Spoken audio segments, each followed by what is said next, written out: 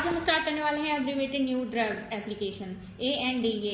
Generic drug refer to abbreviated new drug application. पहले आप ये समझ लीजिए कि जो जेनरिक ड्रग क्या होती है। जेनरिक ड्रग जैसे कि कोई कंपनी ने कोई न्यू ड्रग बनाई है, जब उसका पेटेंट ख़त्म हो जाता है तो अदर लोग भी उसको बना सकते हैं उस ड्रग को। बस उसके इंग्रेडिएंट्स हैं और जो एक्सिपिएंट हैं API वो सारे सेम होनी चाहिए। लेकिन क्या है, जेनरिक ड्रग का एक फ़ायदा होता है कि वो लो मतलब सेम इफेक्ट होता है बट लो कॉस्ट होता है उसका। तो अब हम पढ़ लेते हैं। Pharmaceutical companies must admit ANDA and receive FDA approval before marketing a new generic drug according to 21 CRF 134.105D। यहाँ से हम पढ़ लेते हैं। Once NDA is approved, an applicant can manufacture and market generic drug to provide safety, efficacy and low cost alternative to innovator drug product to public। मतलब एक बार ANDA approval हो गया तो फिर क्या होगा कि ये जो जेनरिक ड्रग के लिए बन जाएगी, मतलब जेनरिक ड्रग मार्केट में आ जाएगी जो सेम सेफ्टी देगी, एफिकेसी देगी, पर एट द लो कॉस्ट पे। जो ब्रांडेड ड्रग दे रही थी उसी कॉस्ट पे ना होके कम कॉस्ट पे। और generic drug are termed as abbreviated as they are not required to include preclinical and clinical data to establish safety and efficacy। ये है कि एब्रीवेटेड हम क्यों यूज़ करते हैं, इसलिए करते हैं कि हम ये जेनरिक ड्रग बनाने से पहले हमको कोई प्री क्लिनिकल या क्लिनिकल ट्रायल नहीं परफॉर्म करनी पड़ती है, क्योंकि हम उस सेम प्रोसीजर और सेम इंग्रेडिएंट्स API सारी यूज़ करके वही बना देते हैं। ठीक है। They must scientifically demonstrated equivalence to innovator drug।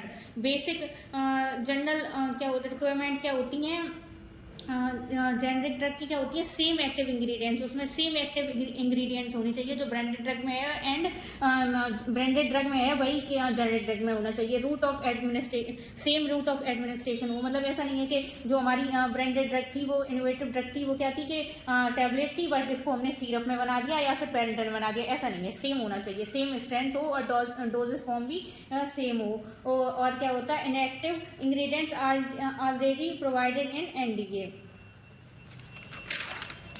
And हमारा है इसके गोल क्या होते हैं ANDA के, इसका गोल होता है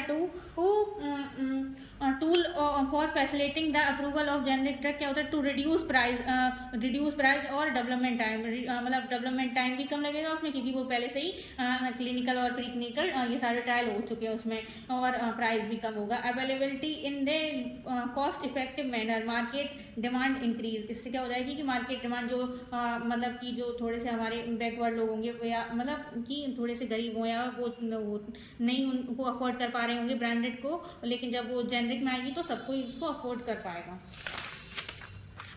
फिर हमारा स्टेप इन्वॉल्विंग कौन कौन से होते हैं, फाइलिंग रिव्यू होता है, coordination of generic drug review है, बायोइक्विवेलेंस रिव्यू प्रोसेस है, केमिस्ट्री रिव्यू प्रोसेस है, लेबलिंग रिव्यू प्रोसेस है और पुटिंग ऑल टुगेदर। अब यहाँ पे हम देख लेते हैं कि टाइप ऑफ NDA। NDA के मतलब टाइप क्या क्या होते हैं कि पैराग्राफ फर्स्ट है कि इसमें क्या है, the drug has not be patented and patented information not available in orange book. पहला होता है कि उसमें कि ड्रग हमारी पेटेंटेड है ही नहीं, पेटेंट है ही नहीं।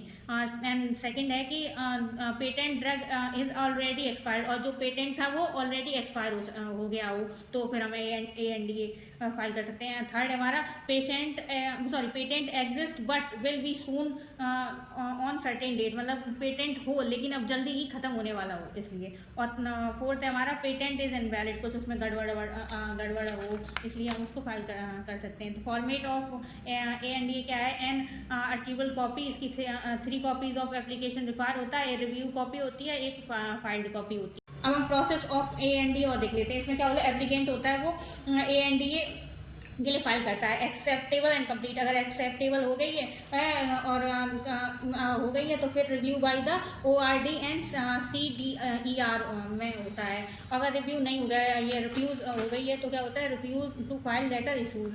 रिव्यू मतलब ये ORD का फुल फॉर्म बेसिकली होता है ऑफिस ऑफ जेनरिक ड्रग, और CDER का फुल फॉर्म होता है centre of drug evaluation and research. अगर हमारा अप्रूव ये हो गया होगा एक्सेप्टेबल, तो इसमें चेक किया, रिव्यू क्या किया जाएगा, बायो इक्विवेलेंस रिव्यू किया जाएगा, केमिस्ट्री एंड माइक्रो रिव्यू होगा, रिक्वेस्ट फॉर प्लांट इंस्पेक्शन होगा, लेबलिंग रिव्यू होगा।